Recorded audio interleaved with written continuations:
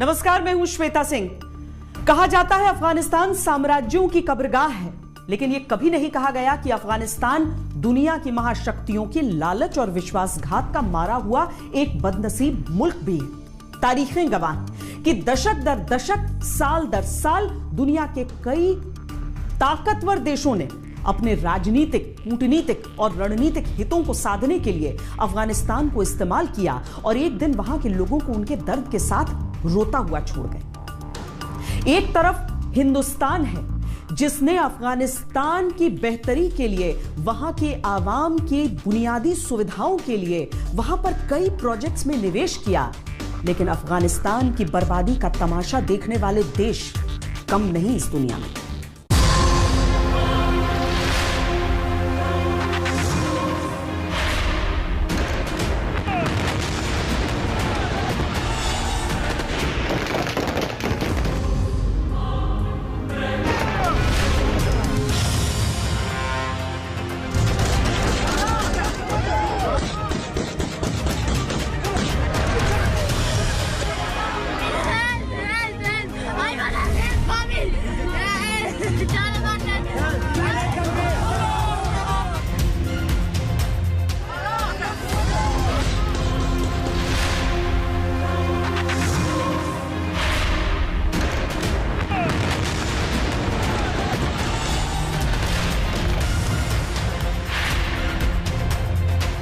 चीन को तालिबान कबूल है,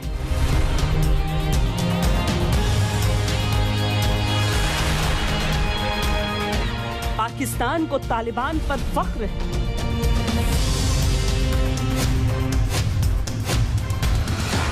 रूस को यह हालात स्वीकार हैं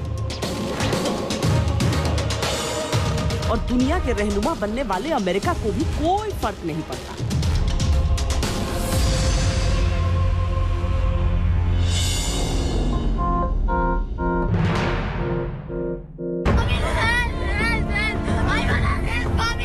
नहीं पता इस चीख का अंजाम क्या हुआ,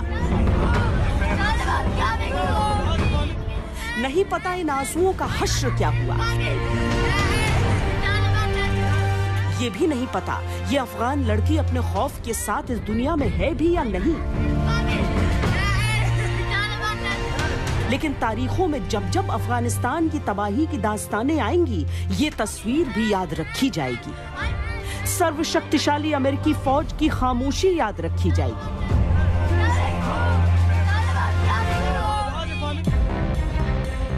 दुनिया की जिस महाशक्ति को हिंदुस्तान में इंटरनेट के अधिकार पर हस्तक्षेप करना भी अपना अधिकार लगता है, वो अमेरिका अपने ही विमान से झूलकर मौत की गर्त में गिरते लोगों की जिंदगी को अपना जिम्मा नहीं मानता।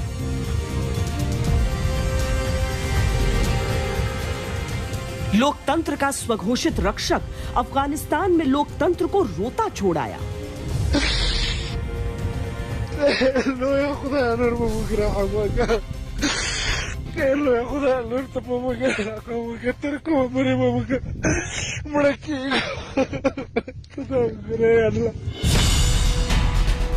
जब अमेरिका के मानदंड दोहरे हैं, तो पाकिस्तान जैसे देश को कहीं ही क्या, जिस देश की बागडोर ही तालिबान खान के नाम से मशहूर इमरान के हाथों में हो, वहां तो तालिबान का आना सबसे बड़ी खुशखबरी है।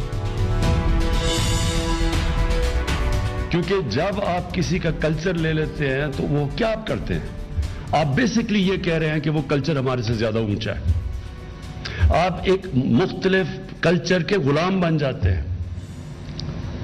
जब आप ज़हनी गुलाम बनते हैं तो ये याद रखें, असल गुलामी से ज्यादा बुरी ज़हनी गुलामी है।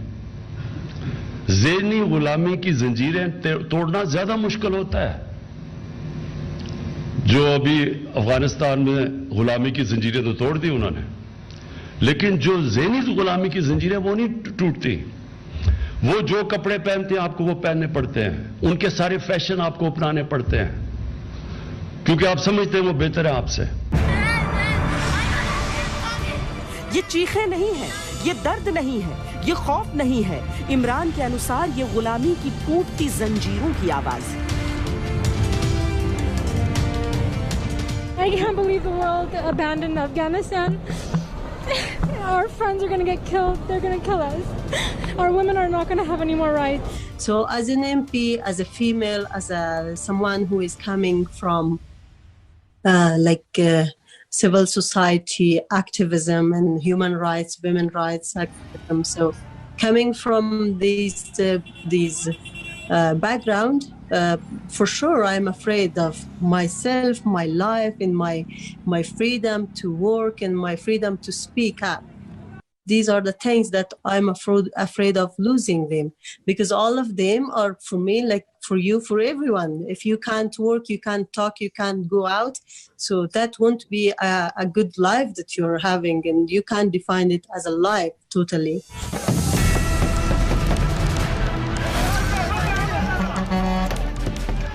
क्या अमेरिका को नहीं पता कि जिस तालिबान के भरोसे वो अफगानिस्तान को छोड़कर भाग आया, उन तालिबानियों को पाकिस्तान में ट्रेनिंग मिली? वही पाकिस्तान जहां अमेरिका का दुश्मन नंबर 1 ओसामा मिला था। क्या रूस को नहीं पता कि वो जिस तालिबान को मान्यता देने पर विचार कर रहा है, उसी तालिबान के संरक्षण में चेचनिया और उज्बेकिस्तान के आतंकियों ने ट्रेनिंग ली?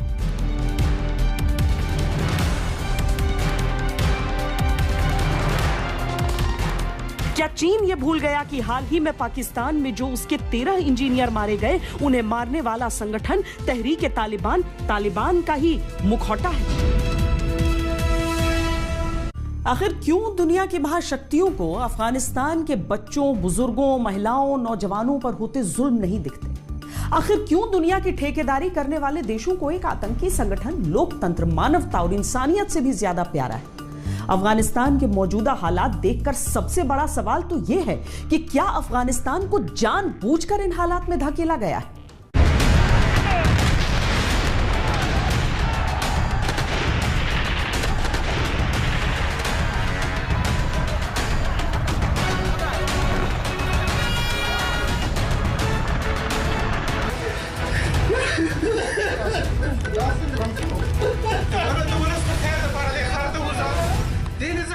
दर्द और दरिंदगी के ऐसे सिलसिले तय नहीं हुए।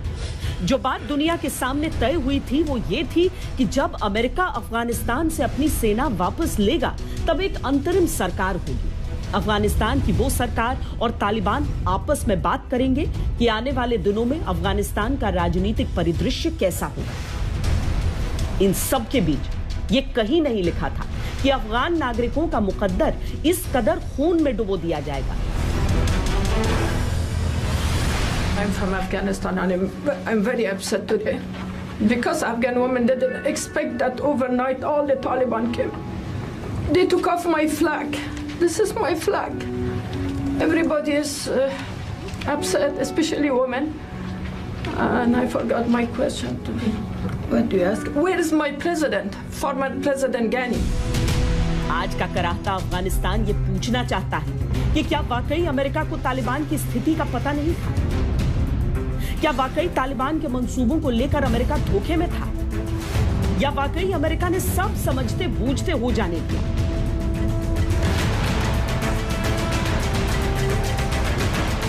Our mission in Afghanistan was never supposed to have been nation building.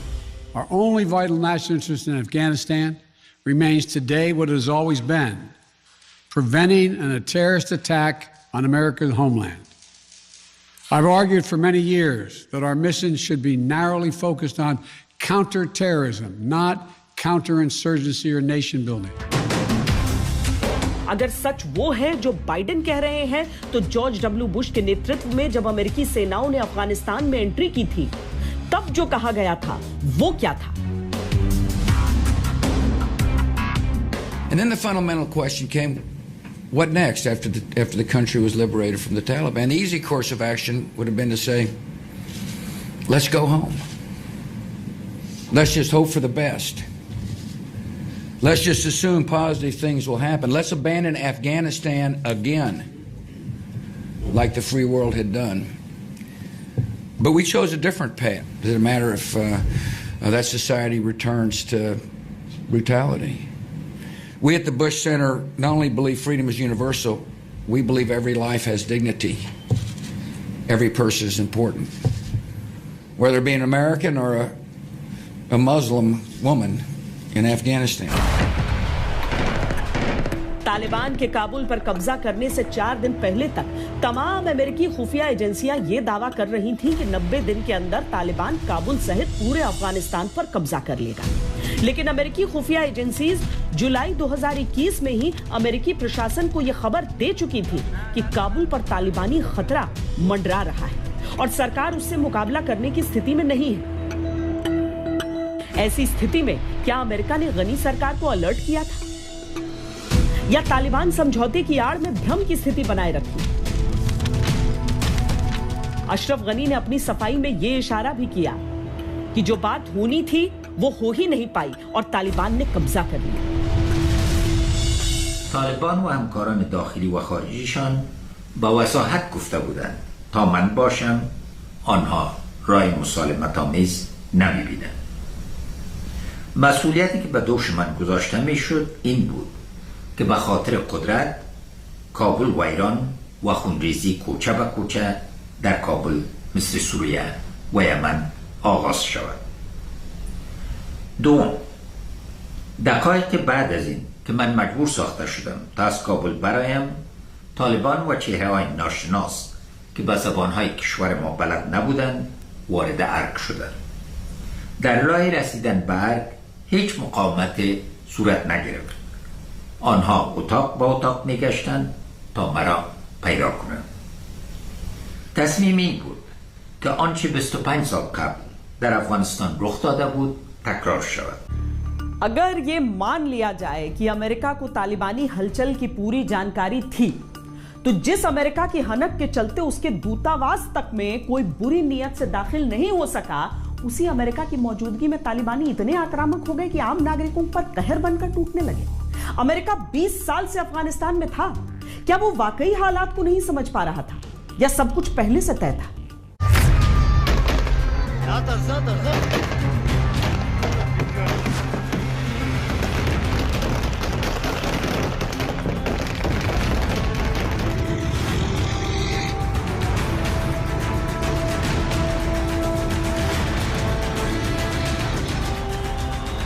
Jalalabad में लोग अपने देश यानी अफगानिस्तान का झंडा लेकर निकले तो सड़कें खून से लाल कर दी।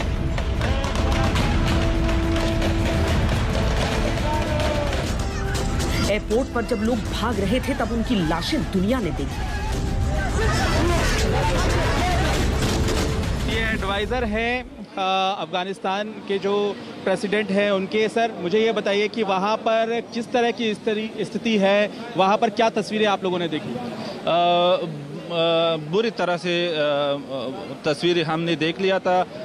1 महीने से जो ये वायलेंस, ये लड़ाई हुआ था, तो आज जो हम आपने महबूब वतन से हम निकला तो बहुत बुरा तस्वीर हमने देखा। मेरे पीछे देख रहे हैं सारे इंडियंस बैठे हुए हैं। अभी हम लोग बाहर भी नहीं जा सकते हैं, यहाँ पे फायरिंग हो रही है और अंदर चोर वगैरह लुटेरे वगैरह घूम रहे हैं, तो क्योंकि यहाँ पे चोरी वगैरह होने का भी डर है। बाहर जा नहीं सकते हैं क्योंकि बाहर बहुत भीड़ है और फायरिंग भी हो रही है। अफगानिस्तान की आंखों में किसने साजिशों के आंसू भर दिए? किसने एक देश की खुशियां छीनी? अफगानिस्तान का वर्तमान अपमान से आहत सर झुकाए खड़ा ये सोच रहा है कि क्या कसूर था उन माओं का जो उम्मीदों की कटीली तारों से पार अपने बच्चे उछालने पड़े।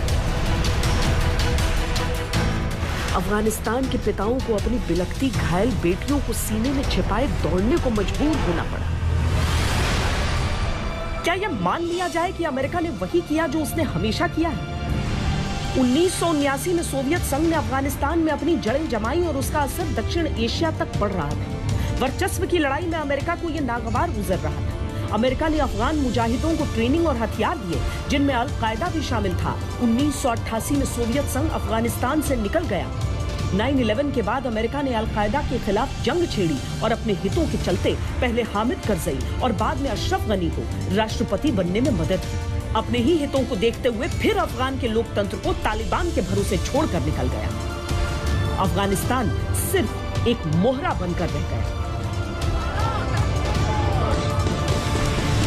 हर देश ऐसा करता है कि कहां पर यूज करना है, कहां पर यूज नहीं करना है। सवाल ये है कि अफगानिस्तान के अंदर क्या जो उनके नेता थे उनमें इतनी इच्छा शक्ति थी कि वो वहां पर लोकतंत्र खड़ा करना चाहते थे, और जो हमने देखा, जो भी हमको नजर आया, उसमें ऐसा नहीं लगा। अफगानिस्तान में जब तालिबानियों ने कब्जा करना शुरू किया तब अफगान सेना ने उनका हर जगह डटकर मुकाबला करने की कोशिश की, लेकिन उसी वक्त अफगानिस्तान राष्ट्रपति भवन से जो एक संदेश सेना तक गया, उसने पूरी जंग का परिणाम तालिबानियों के हक में मोड़ दिया। आखिर क्यों और किसके इशारे पर अशरफ गनी ने अफगान सेनाओं को संयम बरतने को कहा था? तालिबान के शुरुआती हमलों के बाद अफगान सेना ने फरियाब और हेरात जैसे इलाकों में कड़ी टक्कर दी और अपनी स्थिति संभाल ली थी, लेकिन राष्ट्रपति भवन की तरफ से यह संदेश गया कि सत्ता में भागीदारी पर बात चल रही है, सेना को धैर्य रखने को कहा जाए, जिसके चलते सेना के सामने असमंजस की स्थिति बन गई। तालिबान ने स्थिति का फायदा उठाया, सैनिकों को बंधक बनाने लगा और दहशत बनाने के लिए सैनिकों का कत्ल तक किया। तालिबान के हाथों पर खून लगा और वो खून आंखों में उतर आया। अफगानिस्तान के आम लोग भी इसका शिकार हुए।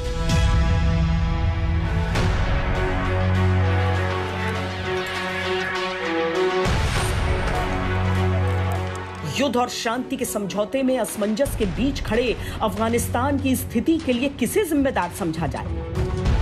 अफगानिस्तान सरकार को, जिसने तालिबान अमेरिकी समझौते पर भरोसा रखा और वार्ता की उम्मीद अंत तक बनाए रखी, या ये समझा जाए कि तालिबान को अमेरिका पर भी भरोसा नहीं था, इसीलिए समझौते का ध्यान रखना तक जरूरी नहीं समझा, सीधे काबुल की ओर कूच किया, या फिर ये माना जाए कि अमेरिका की जानकारी में सब कुछ पहले से स्क्रिप्टेड था। 29 फरवरी 2020 को कतार में, दोहा में, वहाँ के शेरेटन ग्रैंड में एक मीटिंग हुई, जहाँ पे सलमे खलीलजाद, जो कि यूएस एनवॉय हैं, रिप्रेजेंटेटिव हैं for reconciliation for peace with Afghanistan, वो मौजूद थे, और मौलाना ब्रादर के बीच में एग्रीमेंट हुआ। और सरल भाषा में ये है कि अगर तालिबान अलकायदा से डिटैच हो जाएगी, जैसे हम बच्चे को लॉलीपॉप देते हैं ना, अगर तुम ये करोगे तो हम आपको ये देंगे, ये दिलाएंगे, करते नहीं है, बिल्कुल वैसे ही अमेरिका ने बोला तालिबान को कि अगर आपका बर्ताव, आपका रवैया सही रहा तो हम धीरे धीरे अमेरिकन ट्रूप्स अफगानिस्तान से निकालते रहेंगे।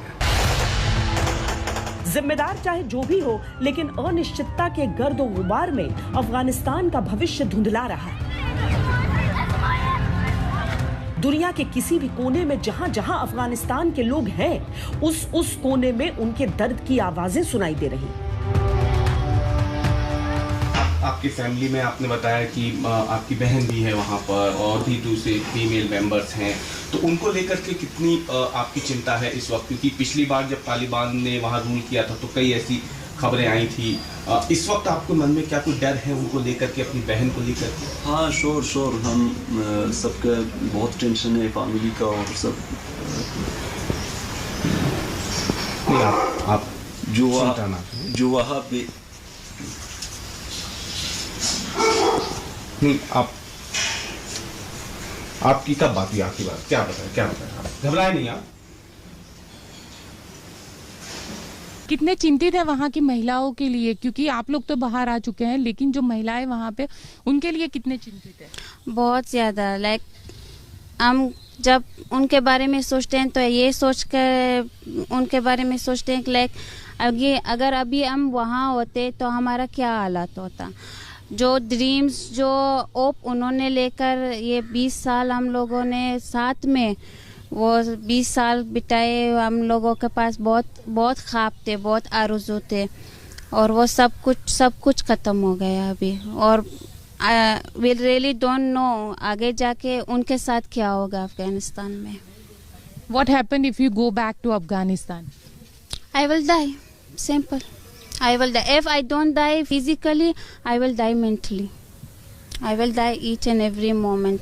Kabul city, and we are too much worried because my mom, she is working outside now. They are in home. My small sisters, they are going to school, but they are staying now in the home. They can't go outside. Like, I'm too much worried about it. आज के तालिबानी 2001 के तालिबानियों से ज्यादा सक्षम है, techno सेवी, smartphone रखते हैं, अंग्रेजी, हिंदी, उर्दू बोलते हैं। उनके पास अब अमेरिका के छोड़े हुए अत्याधुनिक हथियार और एयरफोर्स तक है। तालिबानियों के पास अमेरिका के छोड़े 44 दमदार टैंक्स हैं, 1016 बख्तरबंद गाड़ियां हैं, कम से कम 775 तोपें और लैंडमाइन से बचाने वाले करीब 20 वाहन हैं। क्या समझा जाए इसे कि कतर में अमेरिका और तालिबान के बीच जो समझौता हुआ और उसमें जो फैसले लिए गए, उनकी जानकारी अफगानिस्तान में तैनात सेंट्रल कमांडर्स तक पहुंचाई ही नहीं गई, हथियारों को वहां से हटा पाते। इसके पीछे क्या उद्देश्य रहा होगा? हथियारों के दम पर निर्दोष लोगों के खून और आंसुओं को मिलाकर अफगानिस्तान में सत्ता का नया अध्याय लिखा जा रहा है।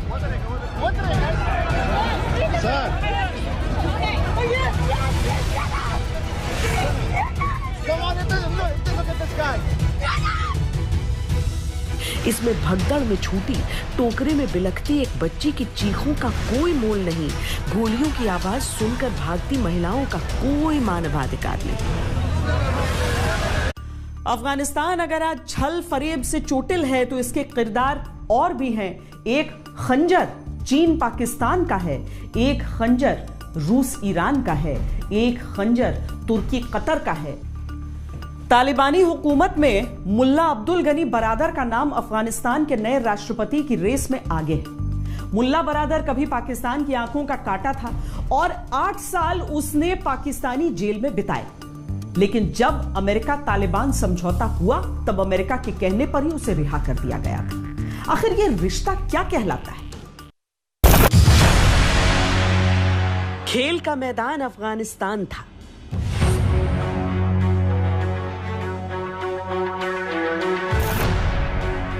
लेकिन असली खेल इस्लामाबाद में चल रहा था।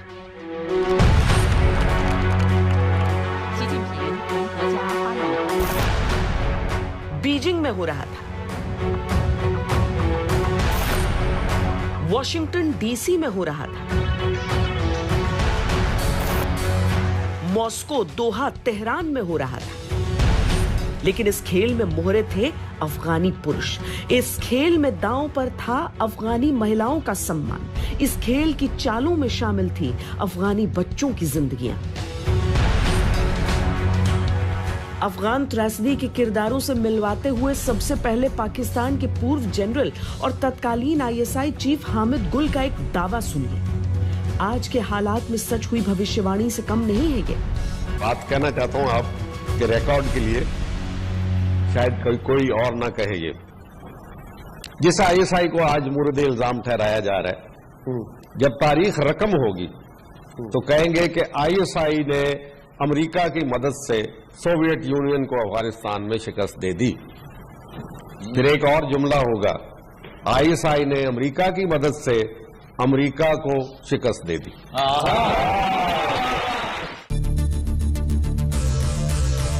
आतंकी इतिहास में पाकिस्तान हामिद गुल को गॉडफादर ऑफ तालिबान के नाम से जाना जाता है।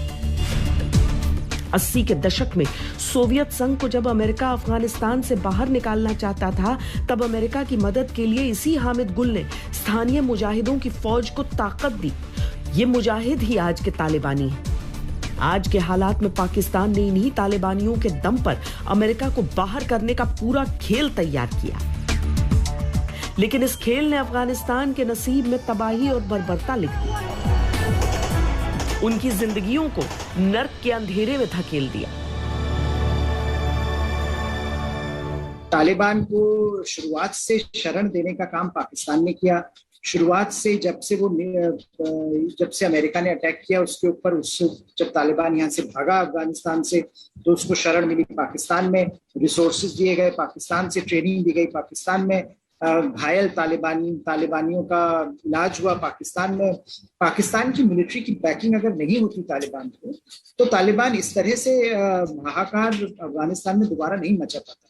तो कहीं पर जो इसकी रिस्पॉन्सिबिलिटी है वो पाकिस्तान के ऊपर है, और पाकिस्तान को इस समय ऐसा लग रहा है कि वो जीत रहे हैं, लेकिन इसके दूरगामी परिणाम पाकिस्तान के लिए भी काफी हानिकारक ही होंगे।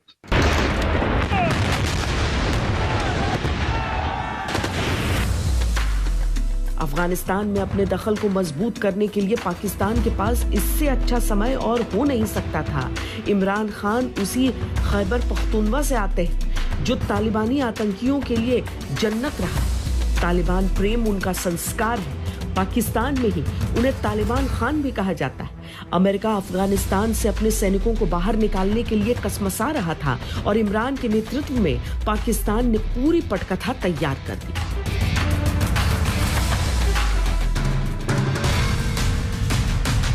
पाकिस्तान की खुफिया एजेंसी ISI ने तालिबानियों को नरम चेहरा रखने के लिए ट्रेन किया। अमेरिका को यह भरोसा दिलाने के लिए प्रशिक्षित किया कि उसकी सेना की वापसी भी आराम से होगी और इस बार तालिबान क्रूरता का वो दौर नहीं होगा। अफगानिस्तान में एक समावेशी सरकार बनेगी जिसमें शांति को प्राथमिकता दी जाएगी। लेकिन अमेरिकी सैनिकों की मौजूदगी में ही अफगानिस्तान की स्थिति क्या है, ये दुनिया ने देखा। अफगानी लोगों के मातम पर पाकिस्तान का क्रूर अट्टहास भी सुन रही है।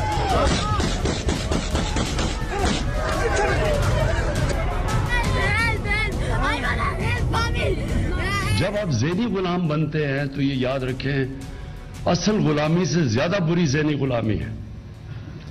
ज़ेनी गुलामी की जंजीरें तोड़ना ज्यादा मुश्किल होता है। जो अभी अफगानिस्तान में गुलामी की जंजीरें तो तोड़ दी उन्होंने, लेकिन जो ज़ेनी गुलामी की जंजीरें वो नहीं टूटती। फ्रांस के centre of political and foreign affairs की एक रिपोर्ट में साफ साफ कहा गया कि पाकिस्तान अफगानिस्तान को हमेशा अस्थिर और हिंसा से घिरा देखना चाहता है और इसी में उसका फायदा है। अफगानिस्तान में पाकिस्तान की साजिश के कई एंगल हैं।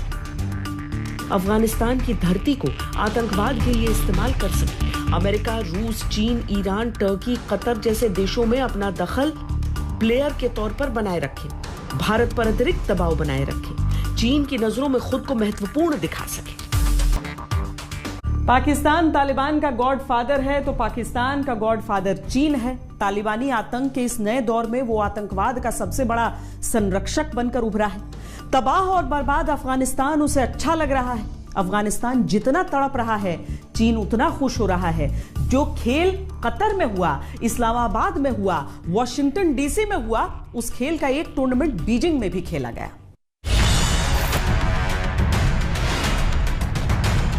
जुलाई 2021 के अंतिम सप्ताह में जब मुल्ला गनी बरादर बीजिंग गया था और चीन ने उसके स्वागत में पलकें बिछा दी थी, तभी तय हो गया था अमेरिका के जाने के बाद तालिबान अब चीन का मोहरा होगा। और तब चीन की साजिशों से पर्दा हट गया था जब उसने तालिबान को शांति दूत की तरह संबोधित किया।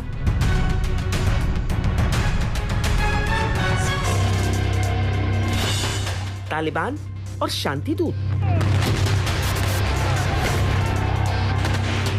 चीन की मासूमियत का भी जवाब नहीं और हाल ही में चीन का बयान रोते कलपते जख्मी अफगानियों के जख्मों पर नमक छिड़कते। 将协商建立开放包容的伊斯兰政府，并采取负责任行动，确保阿富汗公民和外国驻阿使团安全。中方期待这些表态能够得到落实，确保阿富汗局势实现平稳过渡。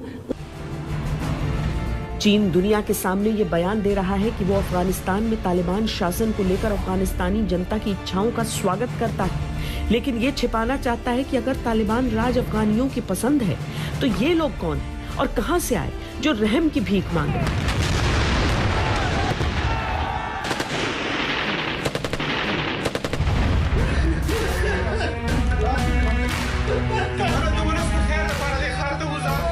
ये लोग कौन है जो दुनिया से अपील कर रहे हैं कि उन्हें तालिबानियों के चंगुल से बचाया जाए।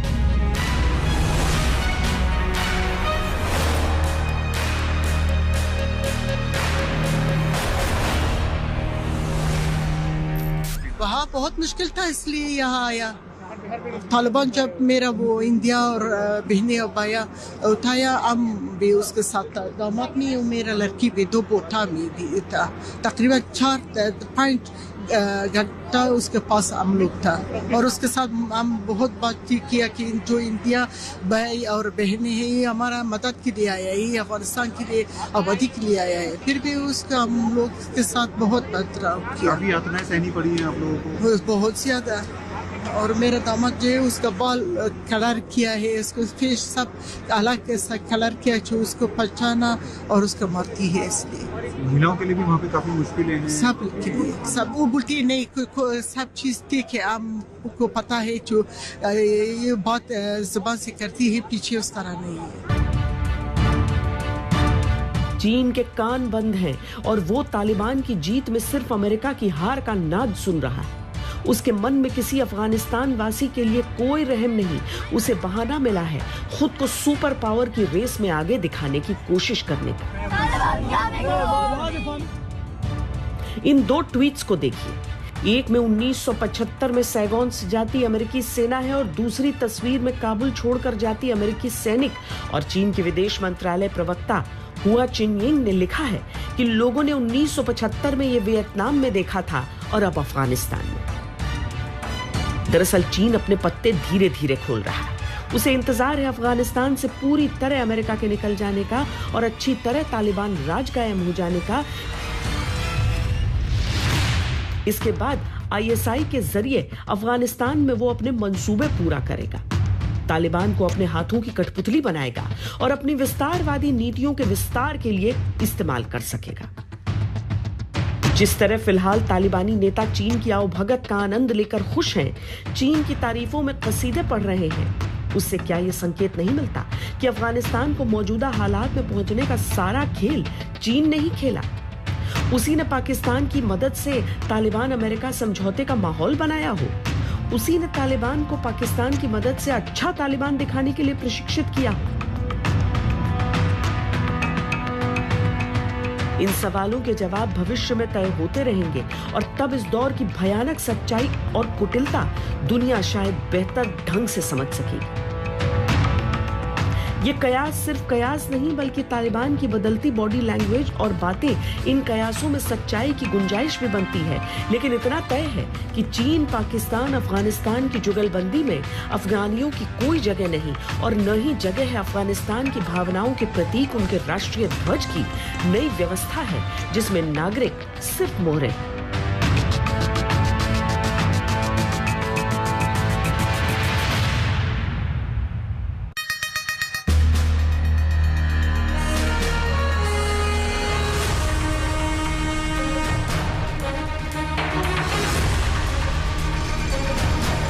आखिर क्यों अफगानिस्तान ताकतवर देशों की लालच की प्रयोगशाला बना हुआ है? उसके कई कारण हो सकते हैं। अफगानिस्तान खनिज संपदाओं के तौर पर दुनिया के सबसे अमीर देशों में से एक है। अमेरिकन जियोलॉजिकल सर्वे ने 2007 में एक रिपोर्ट दी थी जिसके अनुसार अफगानिस्तान की बिना प्रयोग में लाई गई खनिज संपदा $1 ट्रिलियन की होगी। बाद में कहा गया कि वो संपत्ति $3 ट्रिलियन की है। इसमें $420 बिलियन का लौह अयस्क, $275 बिलियन का तांबा, $25 बिलियन का सोना, $81 बिलियन का नाइयोबियम और $50 बिलियन का कोबाल्ट है।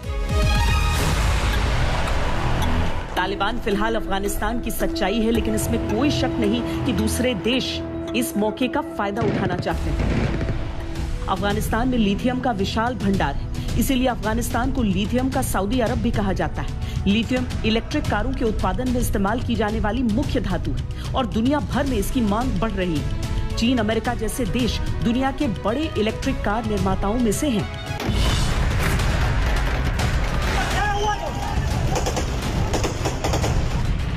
अफगानिस्तान के लड़ाकों को अपने हित में साधना भी कई देशों की मंशा है, जिसमें पाकिस्तान प्रमुख है और मुमकिन है चीन भी इसी कतार में लगा।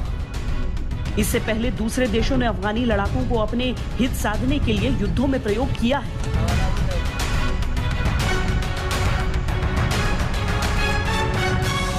लेकिन दूसरे देशों से इतर भारत ने हमेशा अफगानिस्तान की सहायता की है। भारत और अफगानिस्तान के रिश्ते मजबूत रहे हैं और इन रिश्तों में लालच नहीं, संबंधों की भावुकता और सम्मान था। भारत ने अफगानिस्तान को उनकी संसद बनाकर दी। स्कूल, अस्पताल, डैम, बिजली, हाईवे, सड़कें, पुल जैसी करीब 500 परियोजनाओं का उपहार दिया। 22,500 करोड़ के मेगा निवेश के जरिए अफगानिस्तान निर्माण का काम भी किया।